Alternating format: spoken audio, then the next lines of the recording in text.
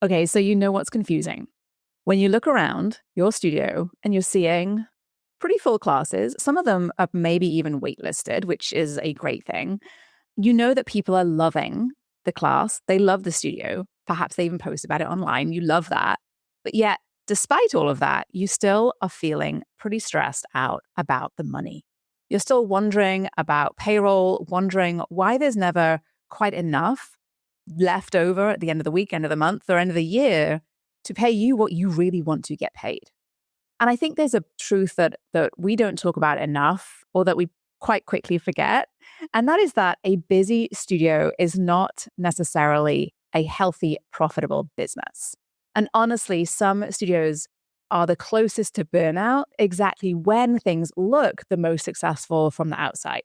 So in the episode today, I'm talking about the difference between revenue and real sustainability, why full can actually become a dangerous goal to have, and the mindset that shifts some of the studio owners that I've got to work with from building a business that is full and looks good on the outside to building a business that is profitable and that is scalable and doesn't completely depend on them.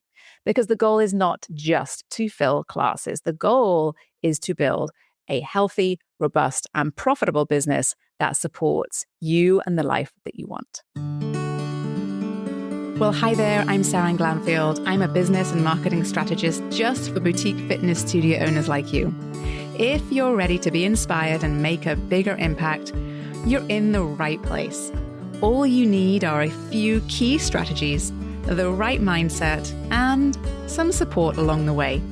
Join me as I share the real-life insights that will help you grow a sustainable and profitable studio. This is the Pilates Business Podcast. Well, hey there, and welcome back to the podcast. I'm Seran Glanfield. I'm the founder of Spring 3 Studio Business Consulting. If you have listened to an episode before, you'll know that this is where you come to get the insights, the sensible insights, not the tactics, not the trends, but the what is happening right now that is going to help you build a sustainable and robust and healthy, profitable studio business. I have been coaching and consulting for studios for well over a decade. And over that time, the industry has evolved in so many different ways. And over that time, I've seen a lot of studios open. And fortunately, for my studios that I get to work with, very, very, very tiny number of them have closed. And that is because they're investing in themselves. They're investing in their business, in their expertise as a business owner. And I think that when we start to immerse ourselves in conversations around business and marketing, around others who are experts, then a lot of things start to shift for you. And this is what I've seen when people join Thrive, my business coaching program.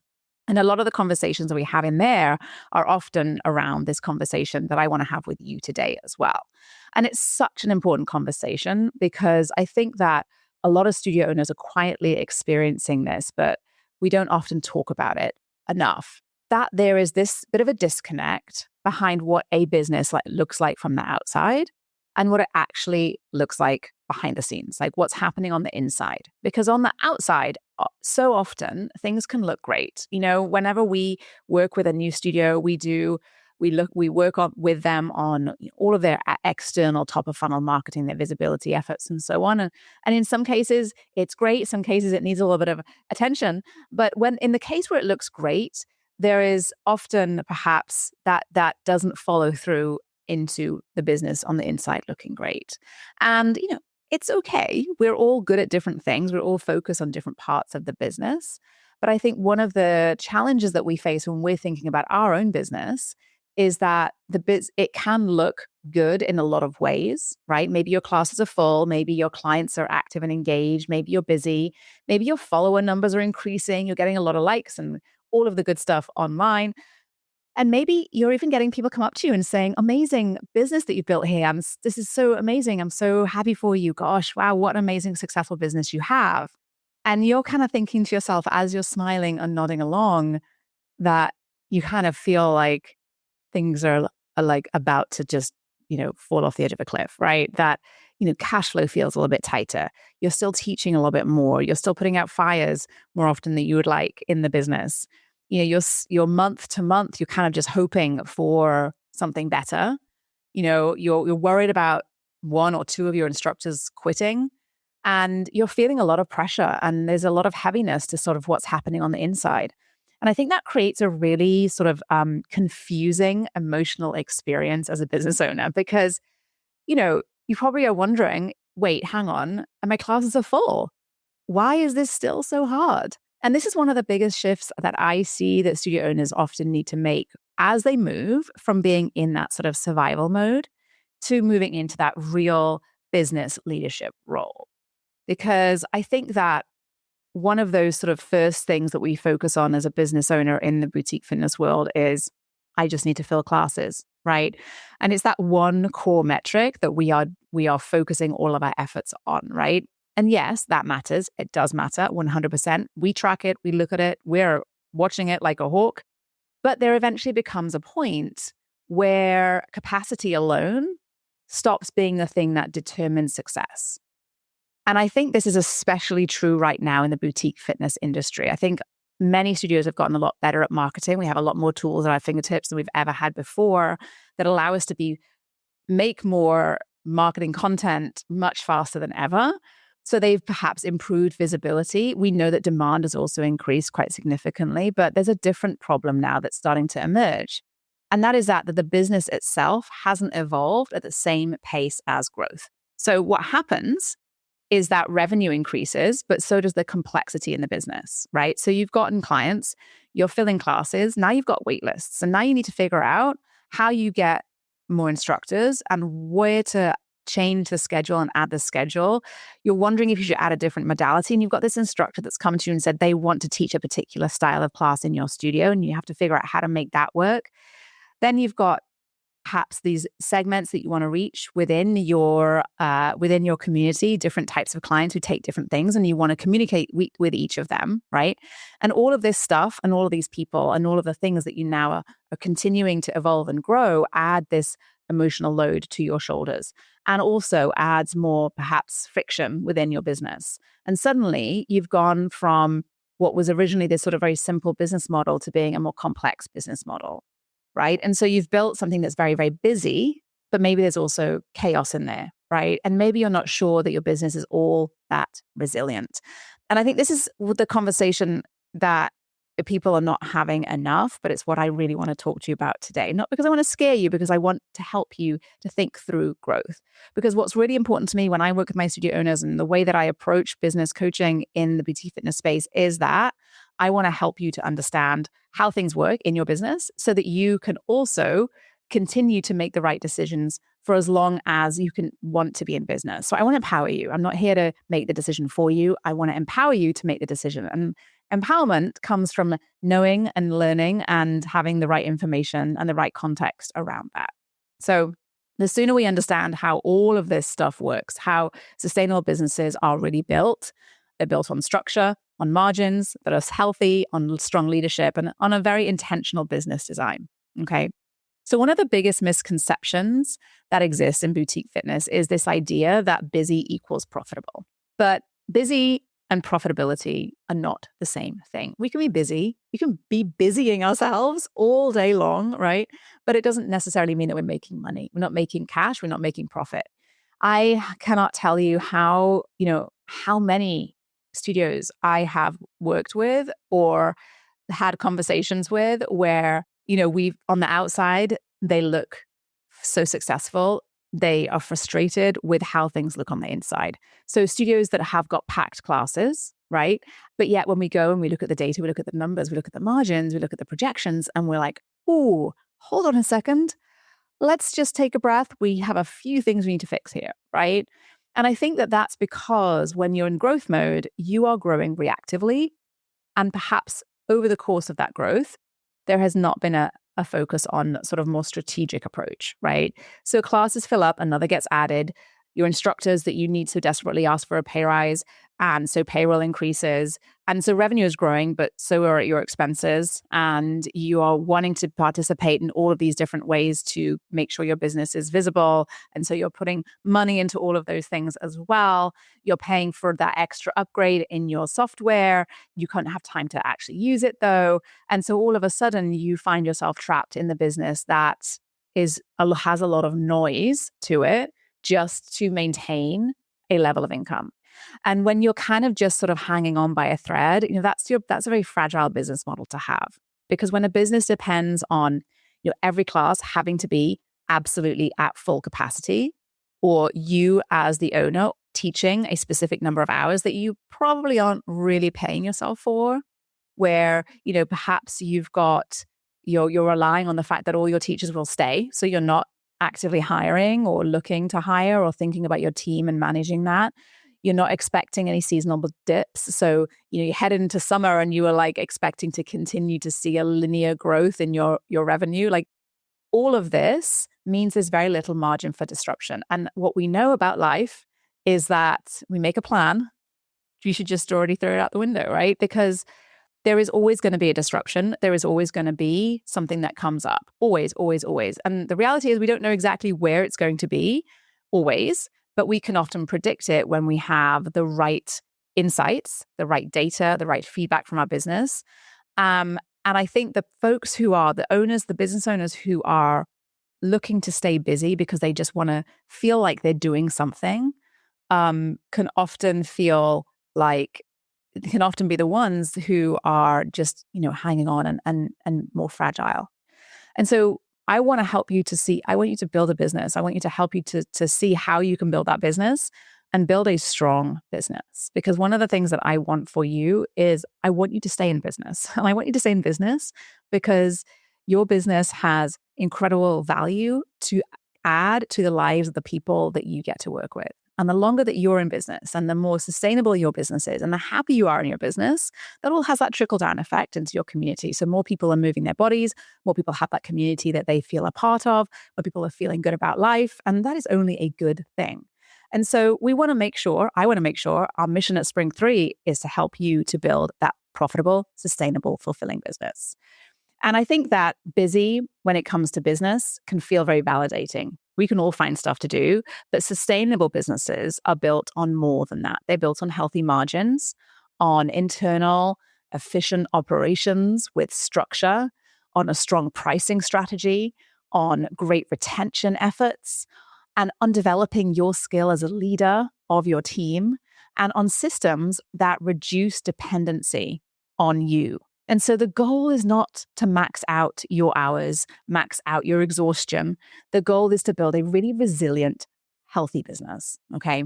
So I think a lot of folks hit the ceiling when they think about growth because they're thinking about capacity as their growth strategy alone, right? So time slots, reformer spots, et cetera, et cetera. And, I think when that happens, then, it's just that sort of more is better type of situation.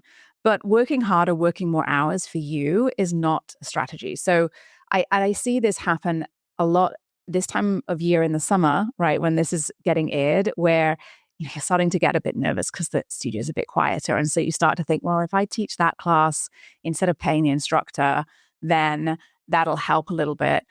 And what happens is you stay then stuck in that sort of doer operator mode instead of moving into this place where you are acting like and are, right, which is what you are, the CEO, right? So the operator will think, well, how do I just fit more in? How do I just add more hours, right? Whereas CEOs will think, how do I increase the value of what already exists? Where is the weakest link in my business? And how can I fill that gap? And not I fill that gap with my time. How can I fill that gap with other people or better systems or more structure? Because at a certain stage, that growth is not about you adding more hours into the schedule, right? It becomes about optimizing better, smarter pricing, better retention strategies, driving higher client lifetime value, better schedule design, more intentional offers, better marketing messaging, and protecting that profitability, right? And I think this is where a lot of studio owners get uncomfortable because a lot of those things are the unknown. We don't know how to do that, but we do know how to add more teaching hours. And so that's what we always revert to. But when you let go of that belief that being physically maxed out means the business is successful, then you'll find that there's a lot of other ways that you can grow and build your business. Because sometimes a packed schedule is actually evidence to me as a business coach that the business model needs refinement. Now, I want to share something with you, sort of in the same vein as what I just was mentioning. And I think this one can kind of sting a little bit. So bear with me, because I think it's really important for me to share this with you. A lot of studios are financially dependent on the owner being the primary deliverer of revenue, right? So what I mean by that is your business depends on you to teach the majority of classes. Your clients are attached mostly to you. The decisions all go through you. Your team relies on you to give them every direction. And operations of how the studio runs, all of that just sits in your head. And so your business is 100% for sure generating revenue, and you feel good about that, and you should. But what happens if you stepped out of your business for 10 days? Or what about a month? What would happen? And I think that question often reveals the strength of the business itself, because sustainable businesses create continuity beyond the owner's constant presence. You do not have to be there every single day to make sure everything is going okay. You do not need to be there every single day in order to generate revenue. And I think this is where, honestly, identity becomes really important, because I know so many of you started your business because you love to teach. That is where your heart and soul is. Trust me, I know it, know that feeling very, very well. And it's a beautiful thing. You're passionate. And this is what if that is you and you're nodding your head like that, you are exactly who I love working with, because I know you're going to come into this with such a strong desire to make an impact and such intentionality. However, there is a little bit of a transition that has to happen if you want to grow into a business and to have a business that doesn't just rely on you. And that means that you need to move from being that best instructor in the room, right, to becoming a leader of the business and building an environment where a lot of people can be excellent, where excellence can scale your business. And that's a little bit of a different role that you play. And that shift can feel quite emotional. There's a lot in that to unpack, and it can take time, right? But ultimately, what we know is that your teaching feels very productive, right? But that leadership often, especially early on, can feel not quite as productive. And so we avoid it, or we ignore it, we wait, and we don't do anything about it, and we don't develop those leadership skills until something happens that creates perhaps a bit of a big enough problem in the business that we have to do something about it. And sometimes that problem is quite expensive, very, very emotional, and very hard. And it can have huge repercussions down the road. I don't want you to get to that point. So I don't want you to build a business that is really just disguised as you having a job, right? I want you to build a business that is scalable, that you can step out of when you want to, that gives you that freedom and fulfillment, right? And that often requires us, every business owner, no matter what business you are in, there is a certain amount of professional development that has to happen, right? Your evolution, your personal and professional growth is a part of your business journey, right? And no matter what business you own, there is an evolution to your role, and how you show up in it. And the sooner that you can move into that leadership role, instead of just perhaps doing a job in a studio that you happen to own or have signed the lease of, right? Then the sooner you can do that, the better. Okay. So I think one of the other things that we share with our studio owners inside of Thrive that I think a lot of people are unaware of, and perhaps aren't aware of in a way that is helpful.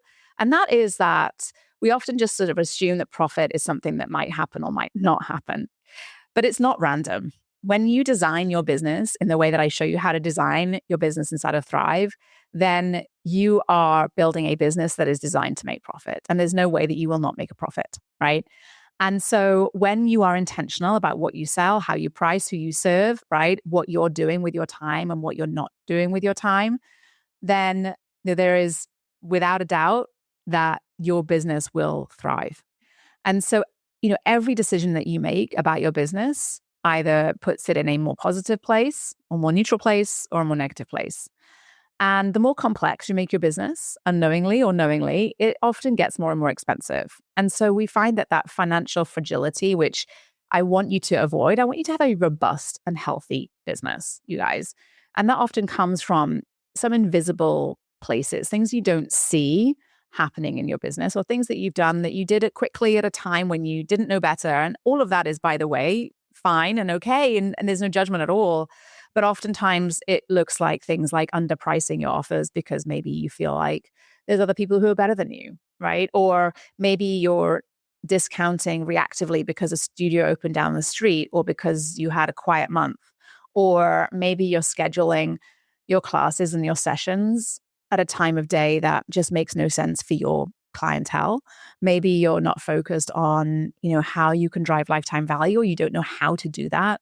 And lack of systems or unclear roles and accountabilities amongst your team. Like, all of these are not dramatic in and of themselves, but altogether they erode profitability and sustainability of the business.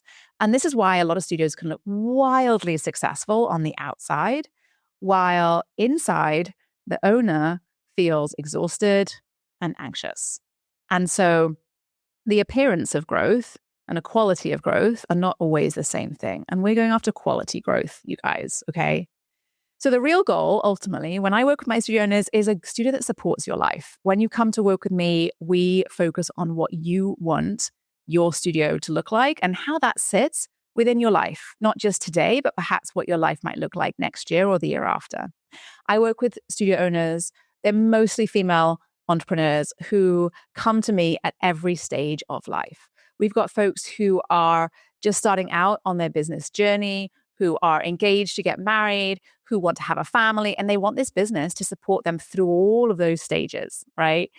And I've got folks who have been studio owners for 15 or 20 years who are at a stage where they want to enjoy the fruits of their labor, to enjoy what they have built, to enjoy the life that they have built, and live off of what they have built in their studio, and take time off and travel and visit their grandchildren, and take their RV for 3 weeks to all through the national parks.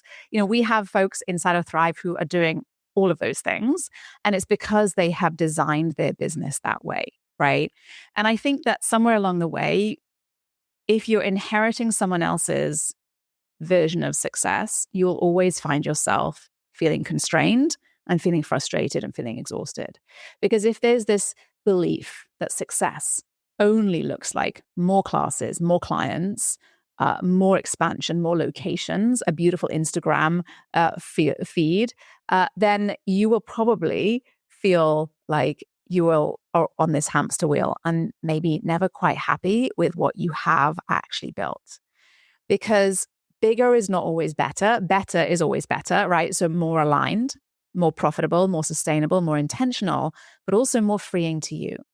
And so the question is not, how do I keep growing, right? No matter what, how do I keep growing? How do I keep growing? The better question is, how do I build this business so that it actually supports the life that I want? Because you guys, that is entirely possible, and you absolutely deserve it. And so there's no point building a really sort of successful, and I'm just doing air quotes here, you guys, successful studio if you're constantly overwhelmed, if you can never switch off, if your income is like hit and miss, and it's leaving you on the edge of your seat every single month. And your passion that you had once, that energy you loved around being in your studio, turns into sort of like a pressure cooker situation. That's not sustainable. And so the truth is that the next stage of growth for so many studios isn't just more marketing, all right? It's refinement of where you're at. It's leadership, it's systems, it's focus on profitability. It's getting clear about what that next phase looks like for you and your business. And it's then about intentionally designing a business for that. And this is what we show you how to do inside of Thrive. This is what we actually focus on from day one. And that's ultimately what creates longevity in your business. So here's the takeaway from today's episode. A full studio does not automatically mean a strong business, because sustainable growth truly requires more than just demand. It requires healthy margins, intentional pricing, strong systems, leadership. It requires operational clarity and structure, and a business model that doesn't completely depend on you, in order to survive. And honestly, this is the work that matters most over the long term, right? Not just growing faster, but growing stronger, growing better, and building a studio that is profitable, that is stable, that is scalable, and supportive of the life that you want to live. You guys, nothing makes me happier than when I get on a Thrive call on Wednesday and I get to see my smiling studio owners calling in from the beach, from a vacation, from the vacation they've been on for many weeks, actually, from the home with their kids sitting on their lap, where I know that they're doing what they want to do and their business is letting them to be here with us inside of Thrive, but also that their business is robust enough for them to not be there on a Wednesday. And if you're listening to this and you're thinking, oh my gosh, yes, I want to be able to do that too, then that is exactly why I created Thrive. Thrive is my business coaching program. It's designed specifically for boutique fitness studio owners who want to grow a profitable and sustainable business without losing themselves in the process. So we help our studio owners to fill in the gaps on all of the pieces of building a business, from marketing to retention, pricing, but also to the stuff that matters in order to let it grow and scale without them. So that means your leadership skills. We actually have a leadership coach on our team. Systems, we have an operations coach on our team. How to manage a team, we have an HR coach on our team. And profitability and operational strategy as well. We're talking about all of that, and we help you to focus on the thing that's going to move the needle most for you next. So you can stop relying on guessing, on throwing spaghetti at the walls, and build a real business strategy. All you need to do, if you're interested in learning more, is to book a quick discovery call. And you can learn more at spring3.com/thrive. And that's where you can also book that call. So if this episode resonated with you and you think it could be helpful for another studio owner, send it over to them, because I think this is a conversation that we need to be having more and more often. So I hope this is helpful to you as you go about building your boutique fitness studio business. And if it was, I'd love it if you go to wherever you're listening to this and give it a quick 5-star rating if you enjoyed the episode. I'd be so appreciative, because it would help to get this out there into our amazing community of studio owners who are so incredibly passionate about the work that they do and care so much about the impact that they make on the lives of the people in their community. Did you love this episode and want more? Head to spring3.com and check out my free resources that will help you run a profitable and fulfilling studio business. And before you go, one last reminder, there is no one way to do what you do, only your way. So whatever it is that you want to do, create, or offer, you've got this. Thanks again for joining me today, and have a wonderful rest of your day.